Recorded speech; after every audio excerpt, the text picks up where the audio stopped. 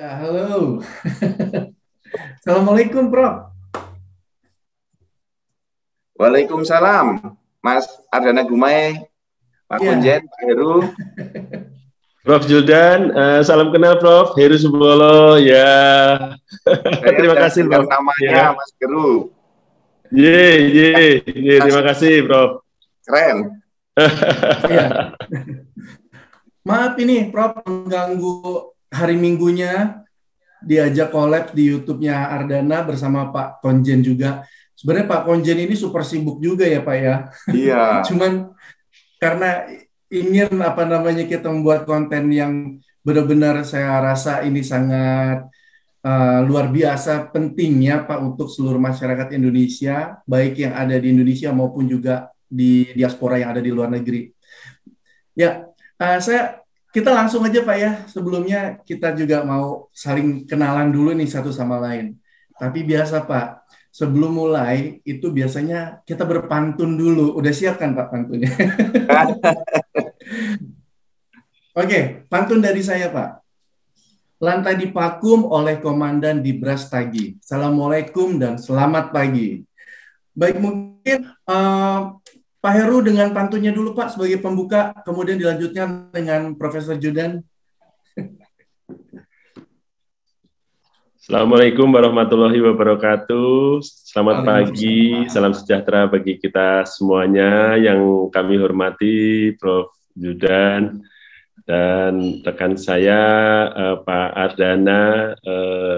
Senang sekali pagi hari ini kita ketemu lagi di suasana yang luar biasa ini, di tengah tantangan pandemi COVID baik di Indonesia maupun di Australia.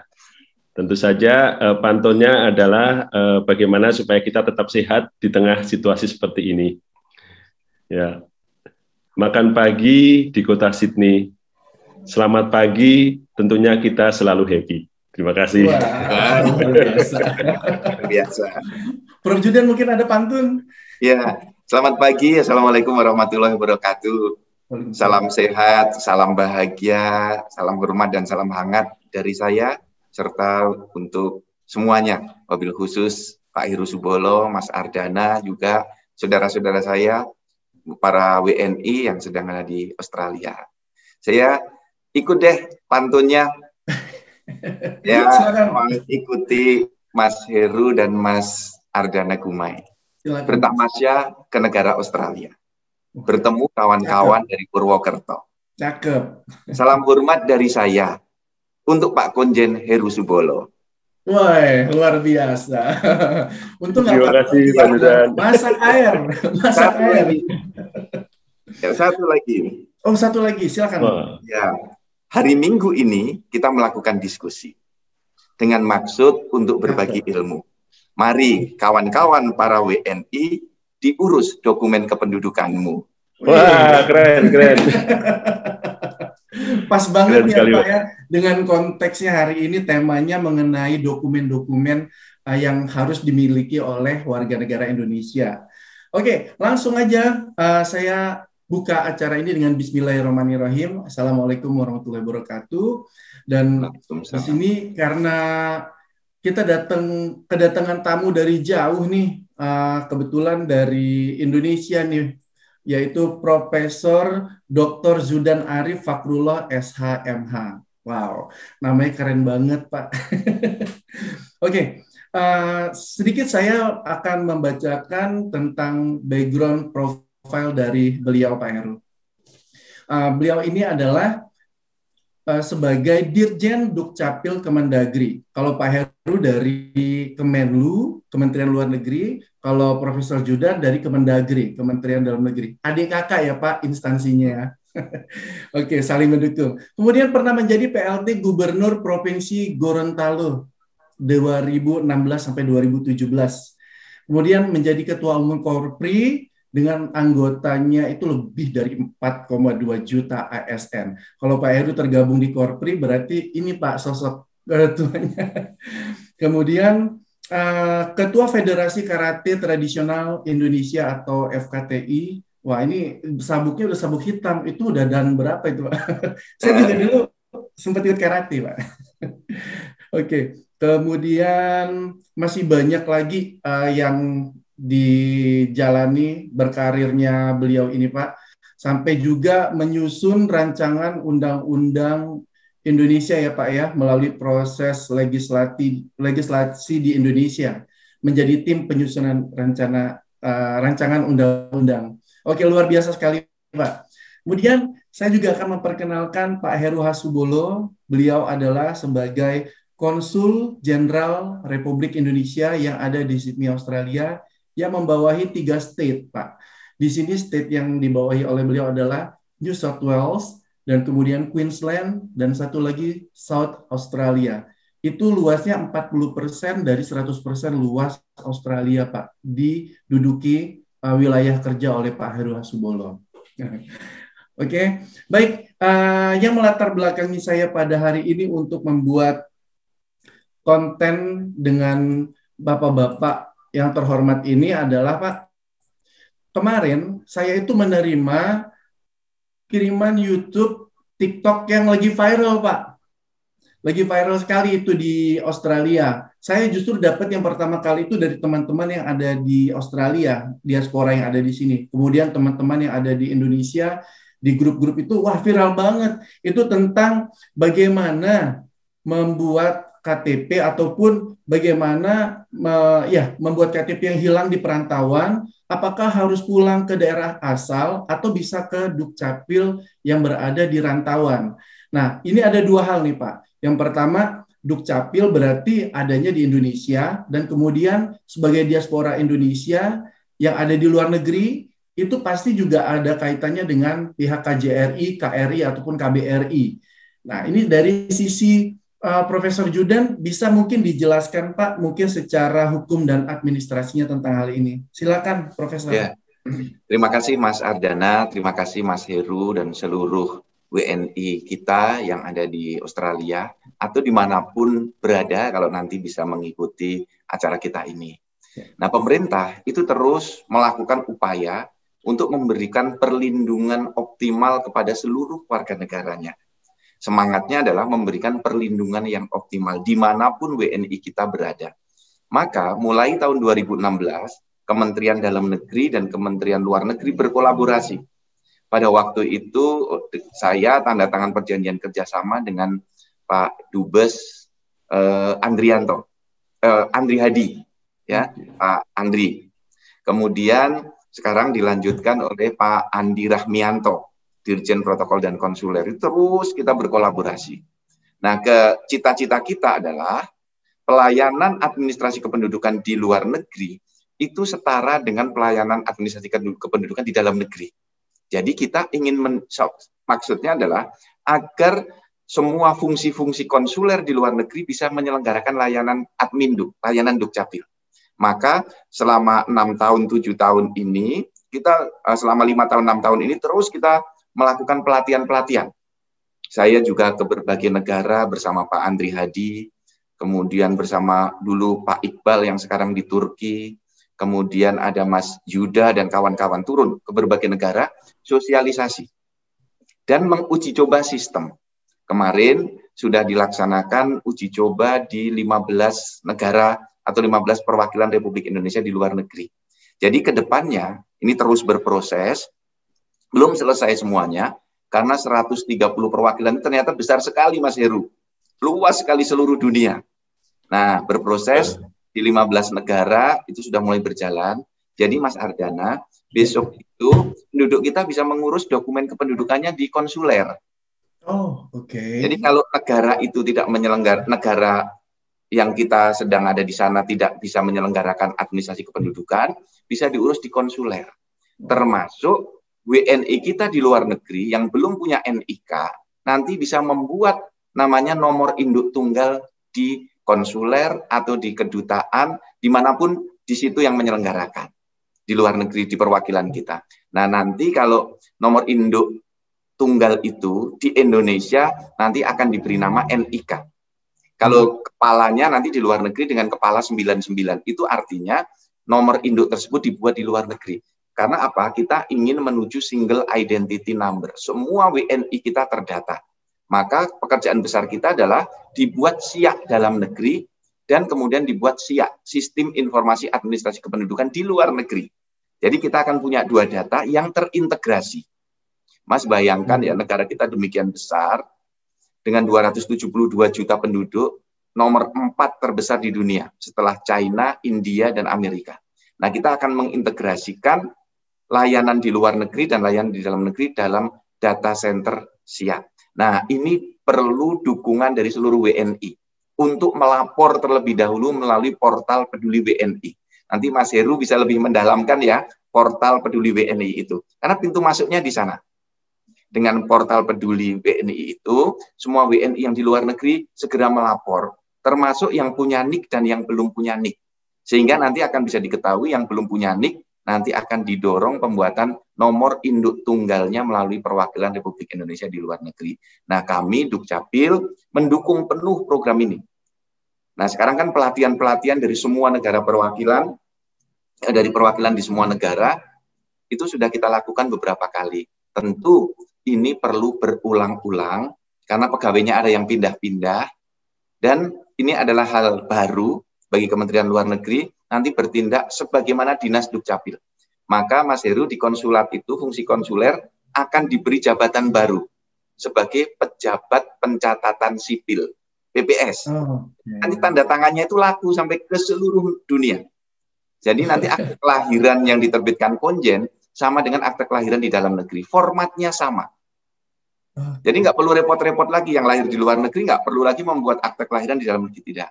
Yang menikah di luar negeri juga lapor di perwakilan. Nanti kalau di negara itu tidak membuatkan akte perkawinan, bisa dibuatkan akte perkawinan di konsulat atau di kedutaan. Termasuk juga kalau warga kita meninggal dunia. Kira-kira desain besarnya seperti itu, Mas Ardana, Mas Heru. Wow, luar biasa ya kalau gitu. Ini inovasinya ini berjalan setelah Profesor masuk ke dalam Kemendagri atau memang sudah ada sebelumnya nih, Prof? Ya, kita mulai tahun 2016, Mas. Saya masuk jadi Dirjen 2015, kemudian ada pembicaraan.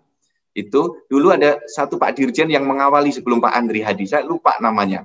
Nah, beliau yang mengawali, kemudian ditandatangani dengan Pak Andri Hadi, sekarang dilanjutkan dengan Pak Andi Rahmianto. Jadi di Kemlu itu sudah 3 dirjen yang menangani. Nah, di Dukcapil belum dipindah ini dirjennya. Masih saya. Jadi, kita mulai 2015, kita operasional di 2016, bertahap pada waktu itu. Ya, luar biasa, Pak. Berarti ini tinggal melanjutkan ya, Pak, ya sebenarnya ya? Ya, benar, Oke, Mas. tapi kayaknya kalau saya lihat di eranya Bapak nih, baru terlihat inovasinya ini bisa didengar dan juga bisa dinikmati oleh penduduk Indonesia ya, Pak ya.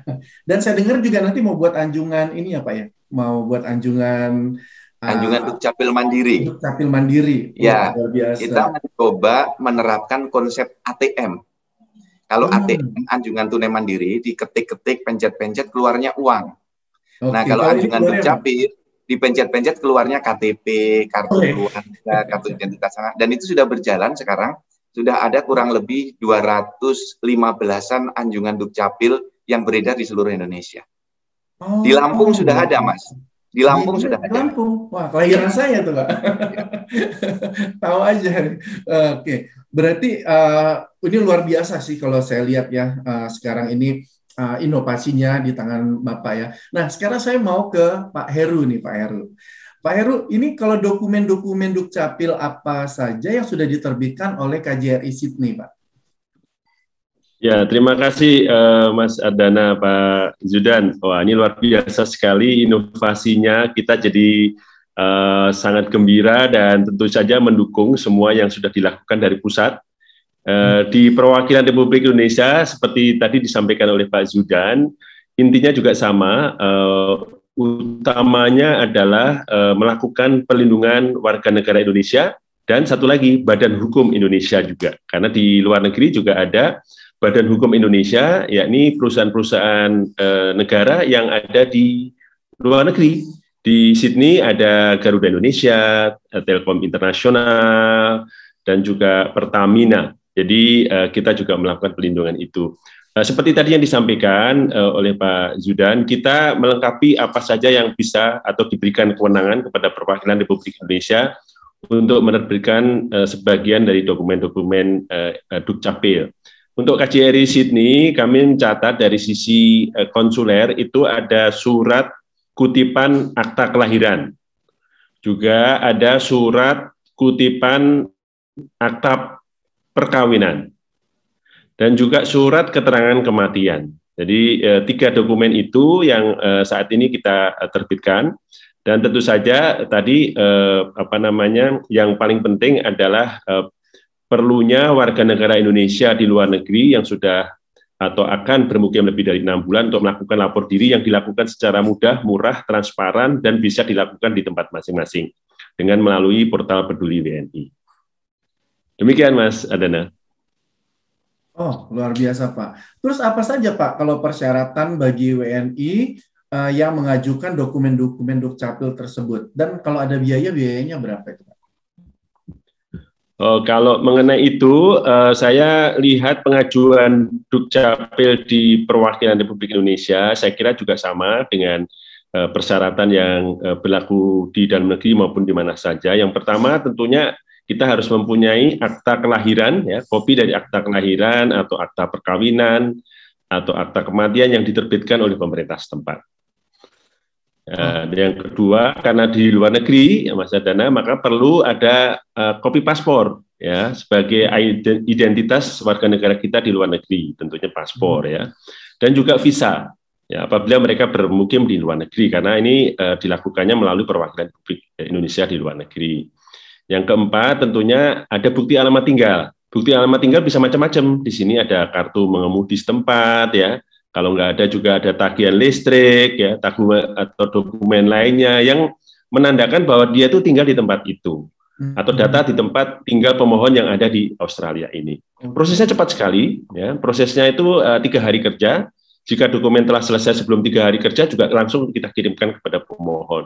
Karena kita harus melakukan klarifikasi yang terkait dengan alamat tinggal, ya, kemudian visa dan sebagainya, agar kita tidak salah, ya, dan memastikan data-datanya itu valid dan data-datanya itu memang sesuai dengan faktanya di masing-masing warga negara yang mengajukan permohonan tersebut. Nah, biayanya bahwa penerbitan surat-surat keterangan tersebut bebas biaya, ya. Sebagaimana ditetapkan melalui SK Duta Besar RI Canberra, ya, nomor 2473/A/OT Kepri 2/2021, ya, tentang tarif atas jenis penerimaan negara bukan pajak yang berlaku pada perwakilan Republik Indonesia di Australia yang diterbitkan tanggal 3 Februari 2021. Di sana sudah di website kita, di sosial media, kita bisa di tracing di situ. Jadi semuanya transparan ada di sana. Demikian. Oke. Itu kalau boleh tahu, Pak, ada data yang terkait mengenai layanan KJRI untuk dokumen Dukcapil, Pak? Ya, dari layanan Dukcapil di KJRI Sydney, saya mencatat tahun 2020 ada sekitar 309 dokumen yang kita proses, ya. Kemudian tahun 2021 ini sampai dengan bulan Juli kemarin itu lebih dari 200 dokumen kita proses, ya.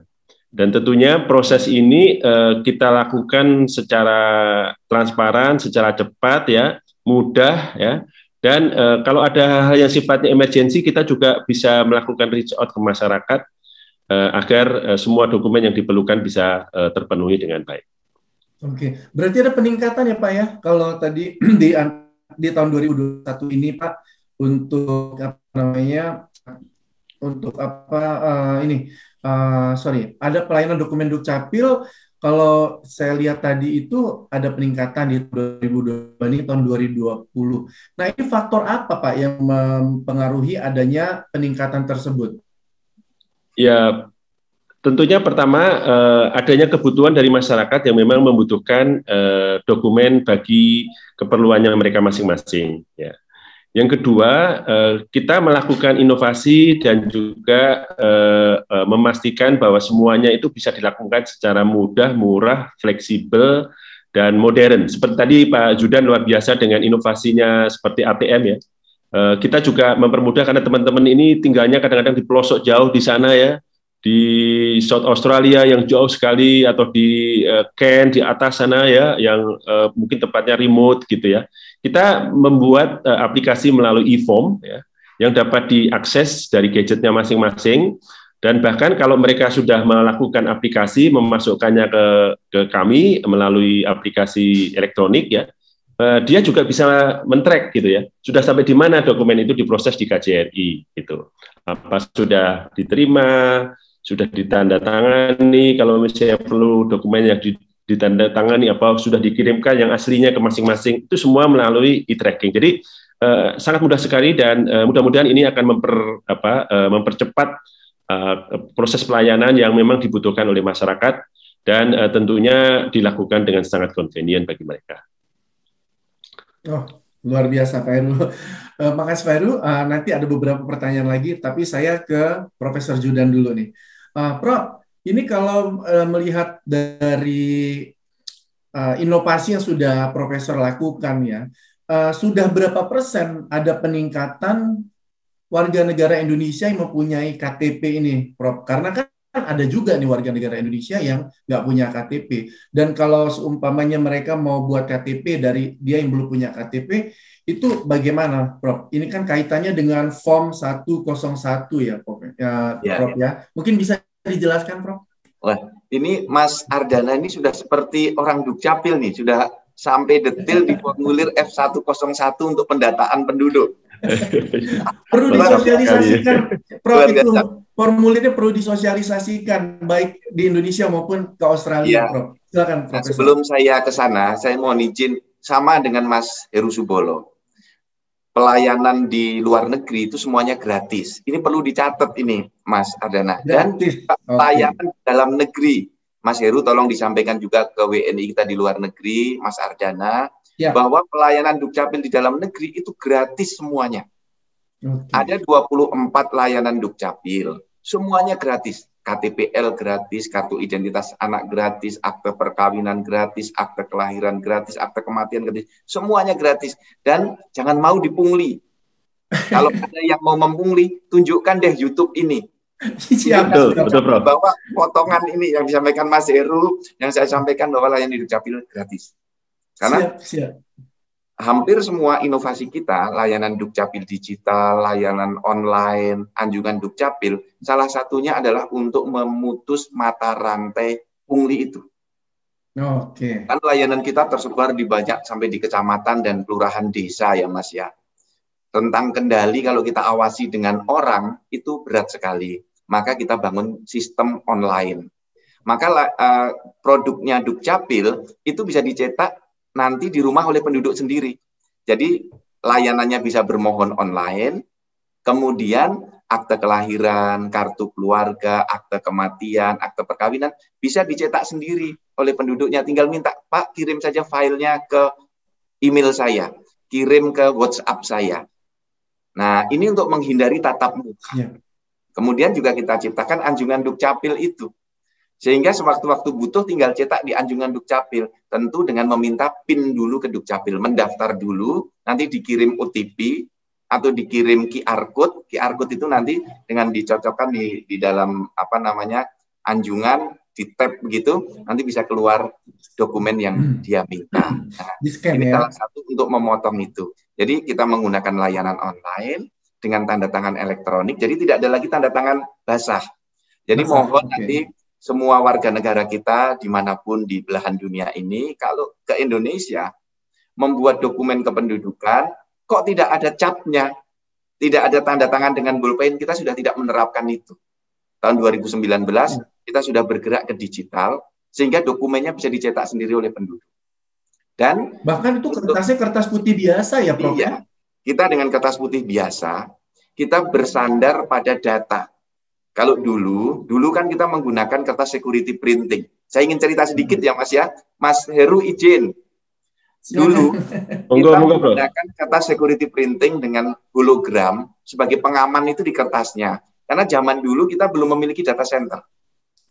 Zaman dulu kan diketik manual semua. Sehingga datanya kan tidak tersimpan di dalam database. Nah, untuk keamanannya dulu menggunakan kertas itu untuk mencegah atau mempersulit pemalsuan. Nah, zaman sekarang ini kan zaman digital. Basisnya adalah data. Maka pengamanannya ada di data dan di QR code itu. Kalau ada orang curiga, tinggal diketik nicknya saja. Betul nggak pemilik datanya itu seperti yang tertulis di dalam dokumen itu. Nah, di Dukcapil bisa dilakukan pengecekan data. Tapi di Dukcapil, karena untuk mencegah agar data tidak disalahgunakan. Untuk memberikan perlindungan rahasia data pribadi. Nah, termasuk yang membuat KTPL itu, Mas. Ya. KTPL itu diawali dengan pembuatan NIT, nanti di luar negeri. Nah, penduduk itu sudah bisa. Kalau di luar negeri, di perwakilan yang sudah diberi alatnya oleh Kemlu, kan sudah ada yang Mas Heru, beberapa negara sudah dikirimi alat untuk perekaman, untuk iris, untuk tanda tangan sudah dikirim. Pada waktu saya video saya melihat itu. Nah, nanti mencetak dokumennya saat pulang. Karena di luar negeri itu yang digunakan adalah paspor. Nah, bagaimana kalau penduduk itu sangat membutuhkan? Silahkan hubungi Dukcapil di dalam negeri. Nanti bisa minta tolong saudaranya atau dengan surat kuasa bisa minta dicetakkan. Karena yang namanya penduduk, kan ini namanya kartu tanda penduduk. Penduduk itu adalah orang yang berdiam di satu wilayah negara. Kalau kartu tanda penduduk Indonesia berarti orangnya di Indonesia. Kalau sedang di luar negeri, dia bukan penduduk Indonesia, tetapi WNI Indonesia yang sedang menjadi penduduk Australia. Nah, yang dibutuhkan kartu tanda penduduknya adalah kartu tanda penduduk Australia, kalau itu dimungkinkan sistem di negara Australia. Seperti di Indonesia, WNA di Indonesia kan juga diberikan kartu tanda penduduk. Kartu tanda penduduk KTPL dan kartu tanda penduduk yang berupa SKTT, Surat Keterangan Tempat Tinggal. Kira-kira seperti itu, Mas Heru, Mas Ardana. Ya. Terima kasih, Mas Zudan. Ya, kalau masalah untuk memutus korupsi, tenang, Prof. Karena Pak Heru Subulo ini baru mendapatkan achievement bahwa wilayahnya itu termasuk wilayah integritas bebas korupsi. Jadi tenang. Luar biasa. Dalam BPK, Mas Heru. Sukses selamat. Terima kasih Pak Zudan. Terima kasih. Ini juga berkat dukungan Bapak dan juga tim dari pusat yang selalu memberikan semangat kita semua di perwakilan untuk berbuat yang sama dan sebaik mungkin melayani masyarakat. Ya, luar biasa sekali memang Pak Heru ini, Prof. Semenjak ditangani dan beliau masuk ke Australia, itu banyak sekali kemudahan-kemudahan yang dirasakan oleh diaspora Indonesia. Dan kita di sini tertolong sekali dengan adanya beliau. Cuman ya sayang sekali ya Pak Heru ya.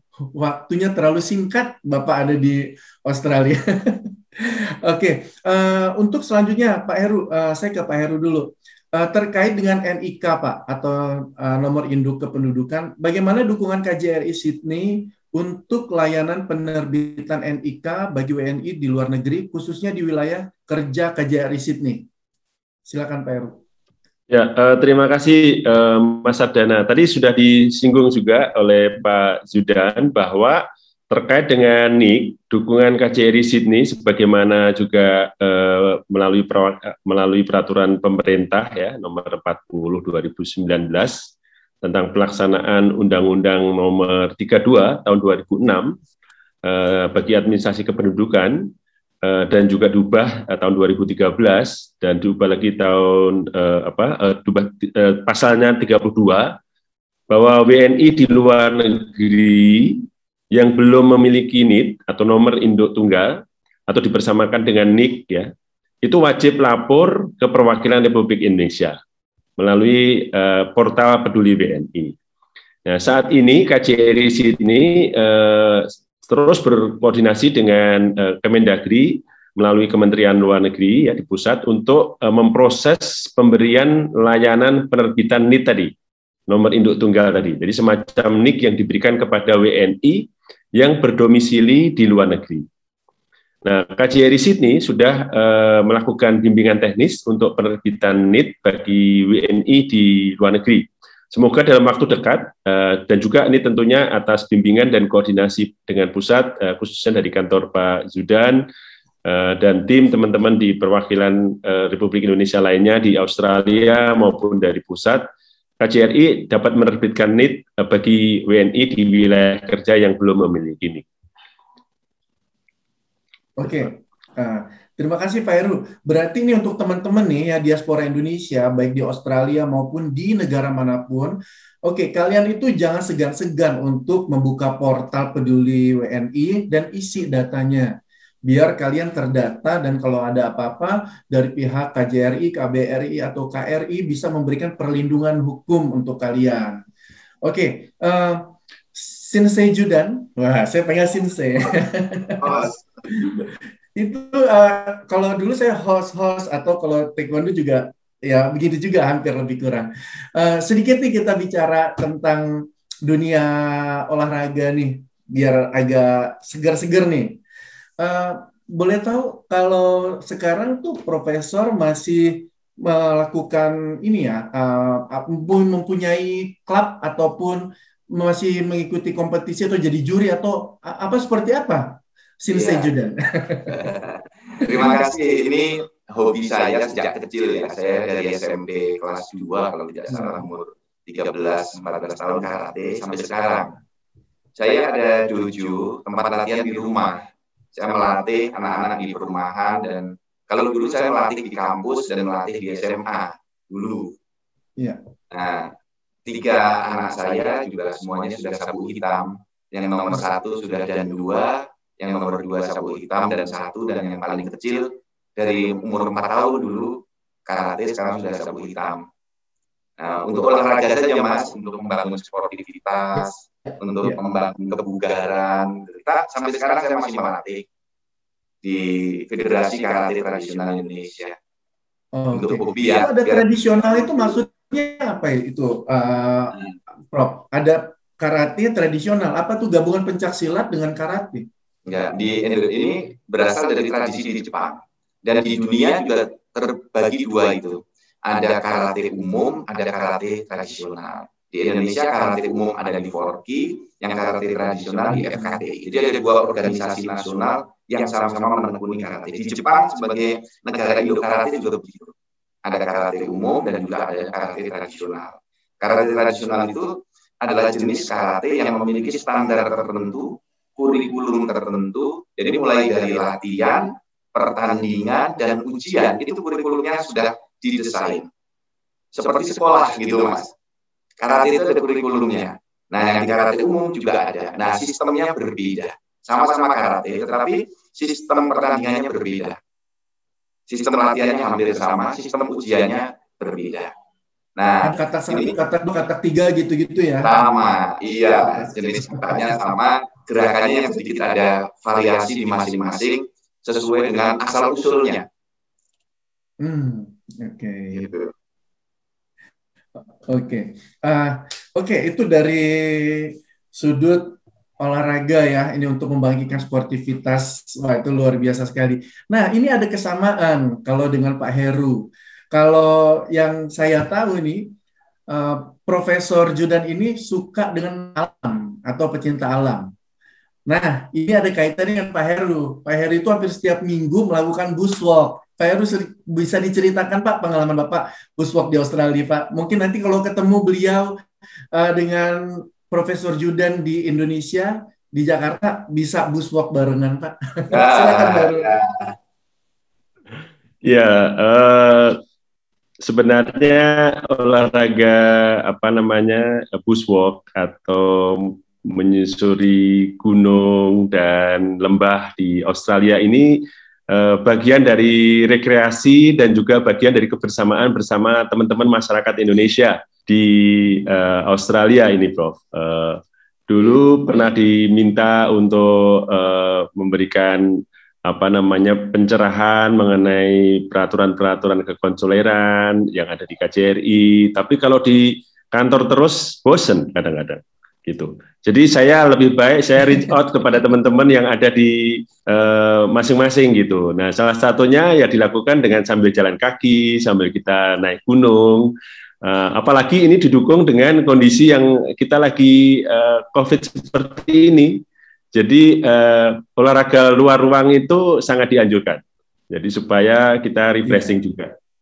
Nah, di Australia ini kebetulan banyak sekali tempat-tempat untuk melakukan olahraga seperti itu, dan tempatnya juga sudah sangat teratur ya. Ada grade-grade-nya masing-masing, ada putih, ada hijau, ada merah. Jadi kita bisa memilih grade mana yang mau kita lalui untuk bushwalking atau hiking ya, yang kita sukai atau sesuai dengan level kemampuan fitness kita gitu.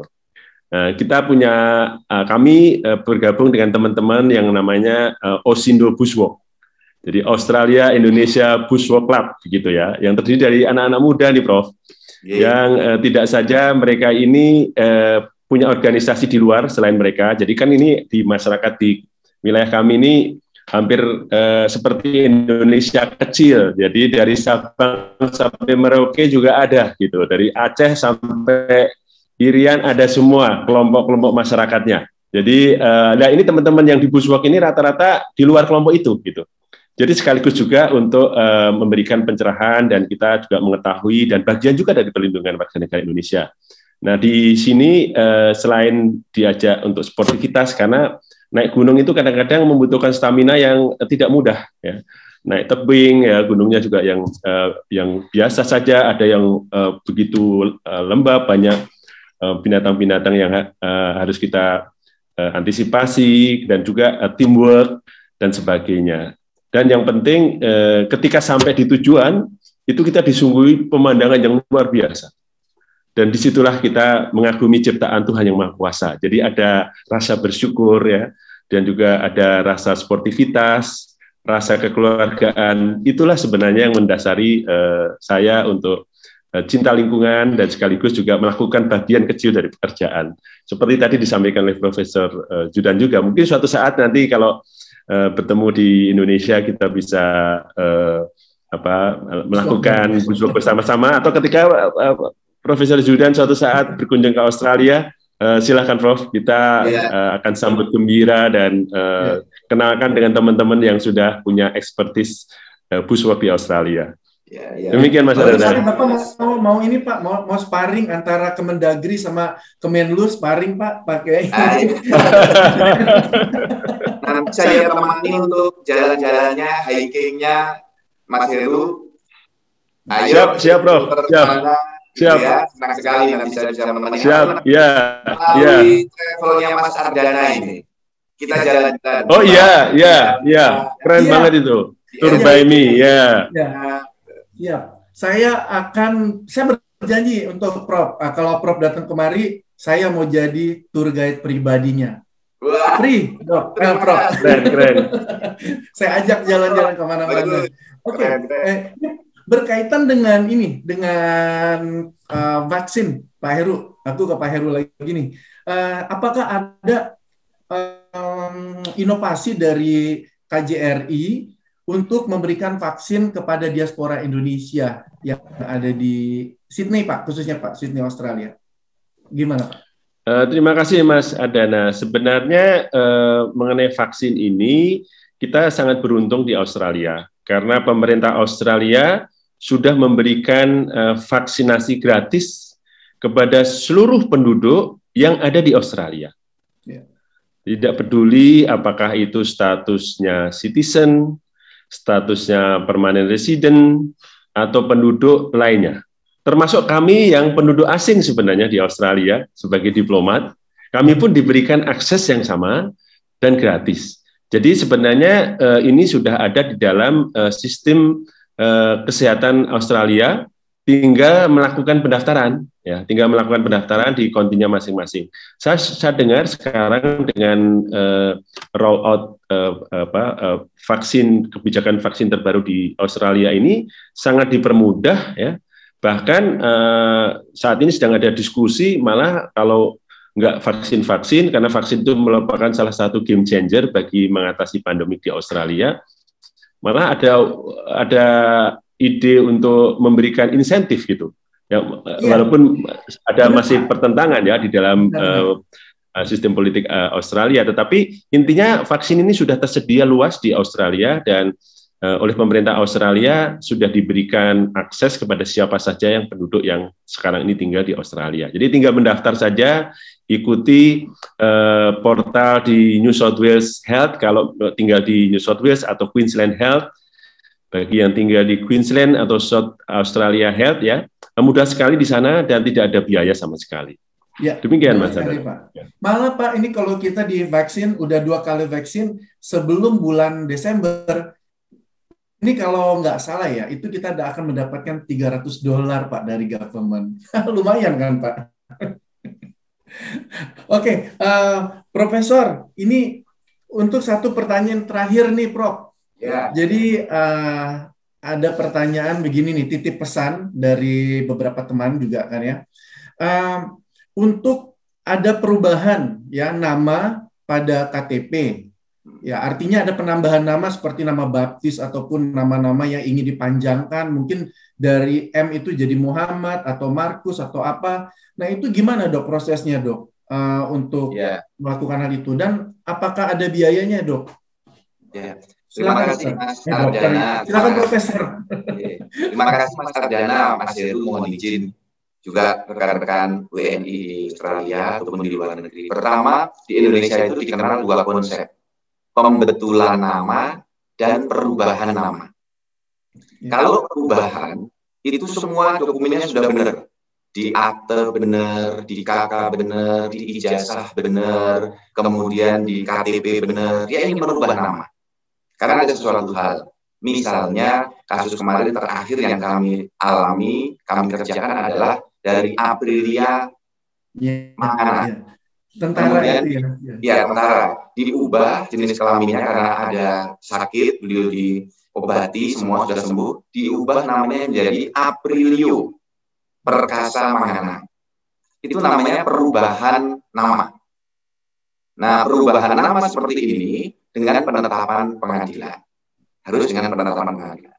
Yang kedua, pembetulan nama. Namanya ada yang salah.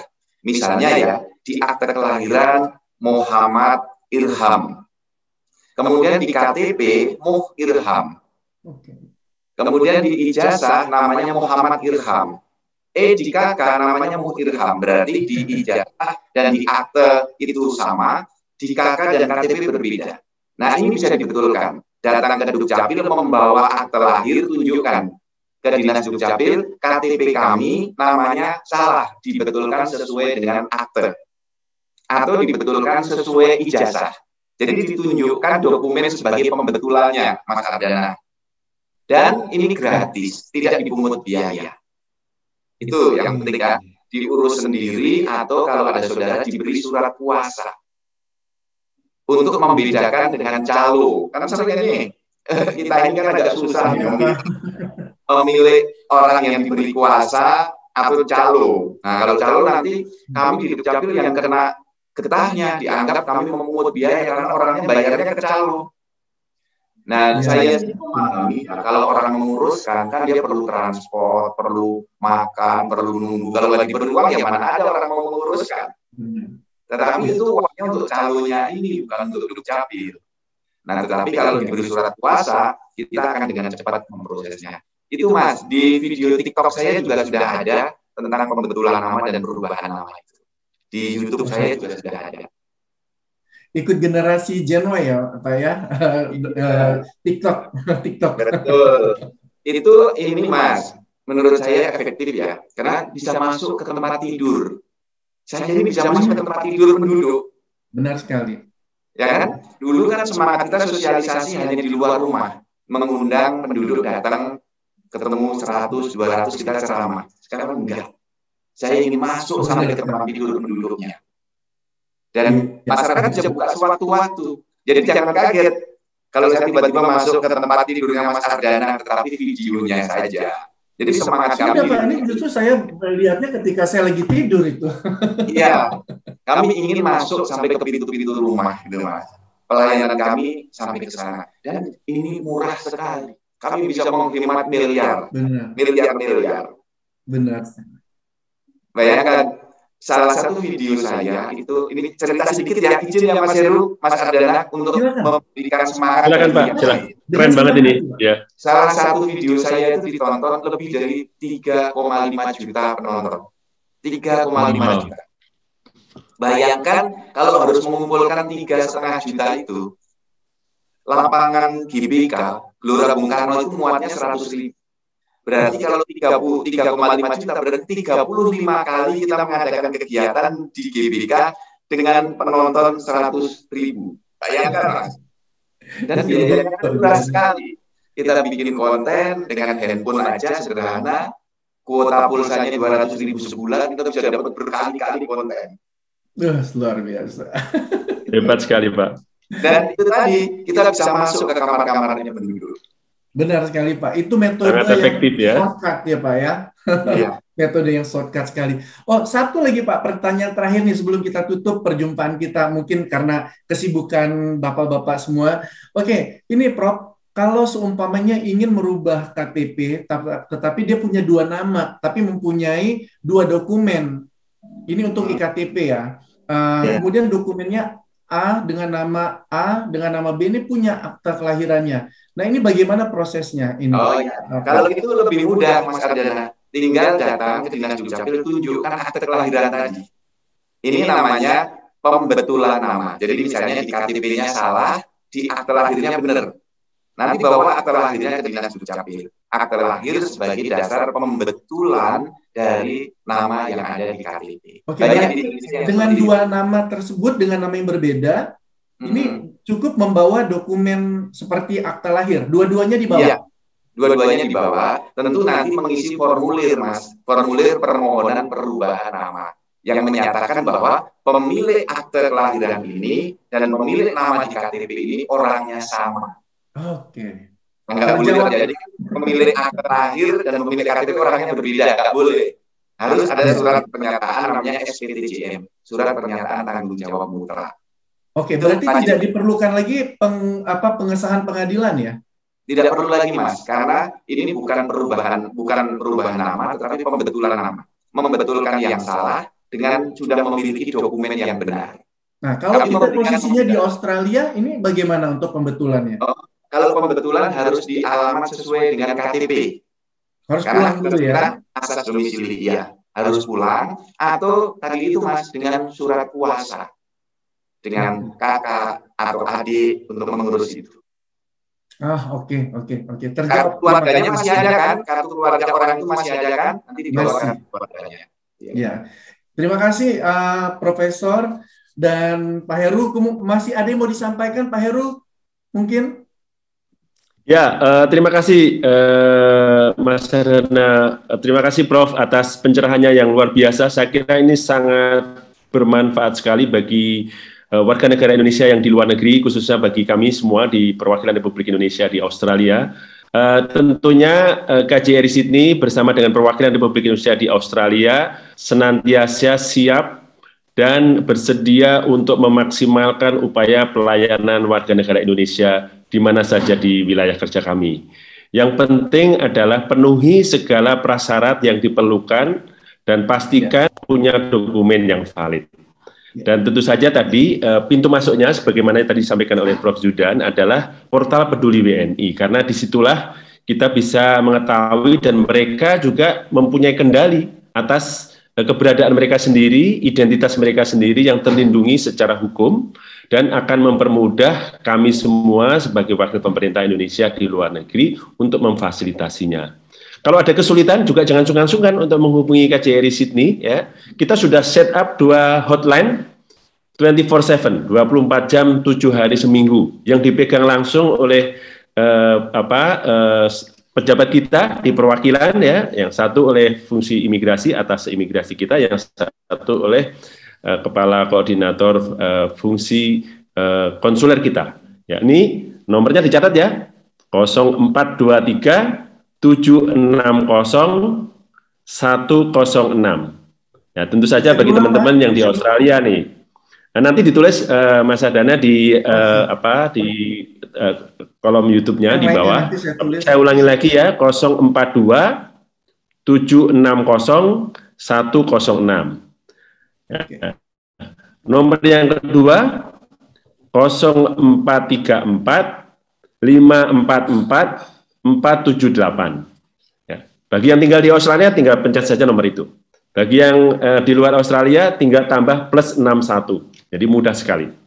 Mudah-mudahan ini semua membantu upaya kita untuk melakukan perlindungan warga negara Indonesia dan Badan Hukum Indonesia di Australia. Terima kasih Pak Heru dukungannya. Dan untuk teman-teman yang mau lihat nomor teleponnya tadi, nanti saya tulis sih, nanti ada ya. Dan bisa melihat di tayangan YouTube saya bersama Pak Heru, ada beberapa waktu yang lalu kami juga sedang mengadakan collab ya Pak waktu itu ya. Di situ juga Pak Heru memberikan penjelasan banyak hal. Jadi nanti jangan lupa teman-teman untuk kunjungin channel YouTube saya. Dan juga Profesor punya ini ya, punya channel YouTube juga ya. Prof. Ada Mas. Disebutkan Prof. Saya ketik aja nama saya, Judan Arif Fakrullah. Nanti ada muncul YouTube saya di situ. Oke. TikTok saya juga begitu, Judan Arif Fakrullah. Mantap. Boleh kapan-kapan kita duet TikTok nih. Iya. Oke, terima kasih banget untuk Pak Heru dan Profesor Judan sudah diskusi kita pada hari ini memang luar biasa sekali. Dan kalau mungkin nanti Profesor Judan ada mau disampaikan, silakan. Ya, saya ingin mengucapkan terima kasih ya, diskusi yang sangat produktif ini. Semuanya penuh daging, nggak ada tulangnya hari ini. Terima kasih banyak Mas Heru yang sangat inspiratif, Mas Ardana yang juga sangat produktif, sangat inspiratif. Saya senang sekali menemukan sahabat baru. Ini rezeki yang perlu saya syukuri. Amin.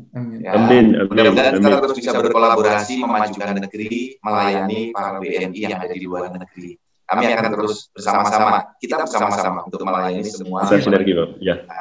Ini pertemuan yang luar biasa. Dan saya ingin tutup dengan pantun saya. Silakan. Untuk Mas Heru, Mas Ardana, dan teman-teman di luar negeri. Desi Ratnasari, orangnya tinggi semampai. Wah, cakep. Terima kasih banyak untuk Mas Heru dan untuk Mas Ardana Gumai. Wah, cakep. Pak Heru, pantunnya silakan. Wah, ini berat ini kalau pantun ini. Daun kelor sangatlah lebat.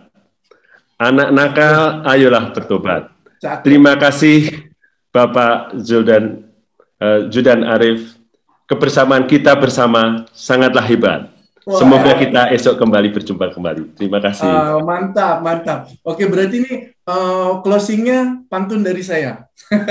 Sopian, mantannya Ningsih. Cukup sekian dan terima kasih. Wassalamualaikum warahmatullahi wabarakatuh. Terima kasih semua. Waalaikumsalam warahmatullahi wabarakatuh. Salam sehat. Salam sehat semuanya. Terima kasih.